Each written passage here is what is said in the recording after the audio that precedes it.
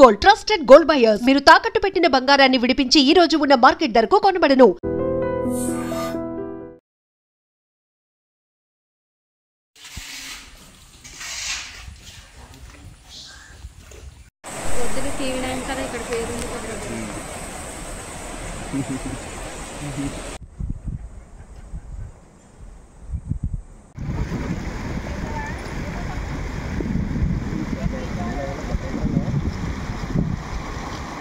Alluri Sitaramaraju agency ప్రాంతంలో వరదలు బీభత్సం సృష్టిస్తున్నాయి.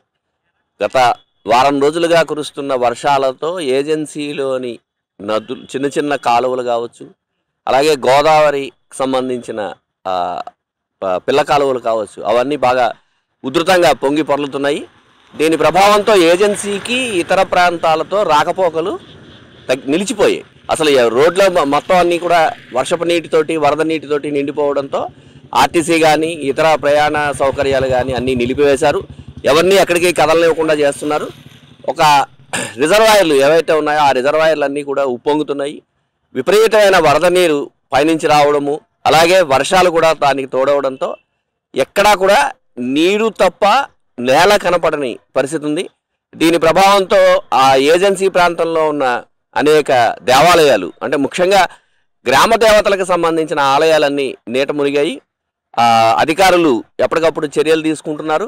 వీటిని ఈ ప్రమాదం నుంచి బయటపడే వరకు ఎవరు కూడా ఏజెన్సీకి పర్యాటకులు కానీ లేదా ఇతర వాళ్ళు కానీ రావడానికి వీల్లేదు అని నిషేధాలు విధించారు.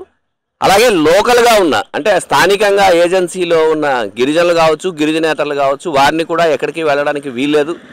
మీరు మీ ఇళ్లల్లోనే అక్కడే ఉండండి. అలాగే పునరావాస కేంద్రాలు ఏర్పాటు చేస్తున్నారు. ఆ పునరావాస కేంద్రాలకి తరలిస్తున్నారు. ఒకవేళ మేము వెళ్ళము అని అంటే కనుక వాళ్ళని బలవంతంగా అక్కడికి తరలించి భోజనంతో పాటు మంచినీళ్ళు, ఇతర సదుపాయాలు కూడా కల్పిస్తున్నారు. ఐ డ్రీమ్ అక్కడికి వెళ్ళే సమయానికి ఈ పరిస్థితి ఉంది. అక్కడి నుంచి లోపలికి వెళ్ళేంత పరిస్థితి లేకుండా పోయింది. మొత్తం వరద నీరు, వర్షపు నీరుతోటి ఏజెన్సీలోని అన్ని మార్గాలు మూసుకుపోయాయి. అలాగే పాపికొండలకు సంబంధించిన మార్గాలు అవి కూడా మూసుకుపోయాయి. పర్యాటకులు ఎవ్వరూ కూడా రావద్దు అని చెప్తున్నారు. బహుశా ఈ స్థితి ఇంకొక 3-4 రోజులు ఉంటుంది. ఏదంటే వర్షాలు పడకపోతే, వరద నీరు పైనుంచి రాకపోతే ఇంకొక 5-6 రోజులు ఉంటుంది.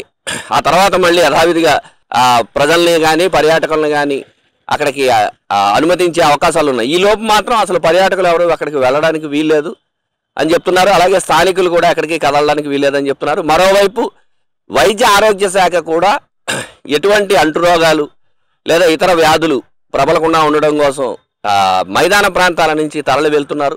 అక్కడ వైద్య శిబిరాలు ఏర్పాటు చేస్తున్నారు. స్థానిక ప్రజలకి వైద్యం కోసం, అంటే ముందు జాగ్రత్త చర్యగా అనేక మందులు అన్నీ ఇస్తున్నారు. మనతో మాట్లాడడానికి ఎవరు కూడా సాహసించడం లేదు, రావటం లేదు. కేవలం మనం ఆ దృశ్యాలని మాత్రమే చూపించే అవకాశం ఉంది తప్ప ఎవరితో మాట్లాడే అవకాశం కూడా లేదు. ఎవరిని రానివ్వటం లేదు. చుట్టుపక్కల ఏజెన్సీ చుట్టుపక్కల మొత్తం ప్రాంతం అంతా అంటే బోర్డర్, అటు ఛత్తీస్గఢ్ కావచ్చు, ఇటు బస్తర్ కానీ ఇలాగ బోర్డర్ వరకు కూడా మొత్తం నీటితో నిండిపోయింది. భద్రాచలం వైపు కూడా నీటితో నిండిపోయింది. భద్రాచలం నుంచి నీళ్లు అటువైపు నుంచి ఇటు వస్తున్నాయి. ఆ నీళ్లు ఇటువైపు నుంచి వస్తున్న నీళ్లతోటి ఏజెన్సీ మొత్తం బీతావాహంగా తయారైంది.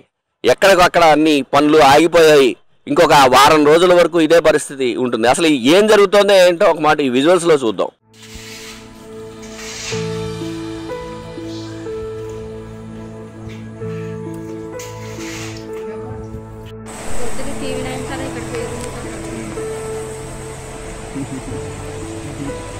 అది కూడా ఎడతారండి.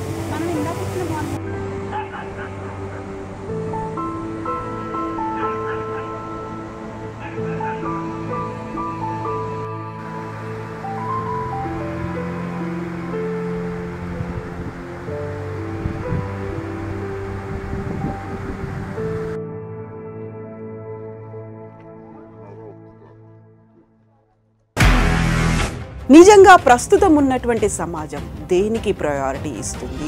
ఆర్థిక సంబంధాల చుట్టూ మాత్రమే తిరుగుతోంది. మళ్ళీ ఎన్నికలంగానే చాలా విరక్తి కలుగుతాను. మంచి అనిపిస్తుంది కదా, లేడీస్ కూడా ఛాలెంజింగ్ జాబ్స్ చేసినప్పుడు చాలా బాగుంటది. ట్రాఫిక్ అసిస్టెంట్స్ గా నియమించిన ట్రాన్స్జెండర్స్ అందరితో సాల్యూట్ చేయించుకుంటున్నారు. ఫుడ్ డెలివరీ ఇవ్వటానికి వెళ్ళినటువంటి డెలివరీ బాయ్ అనిల్ పై కళ్ళ ముందు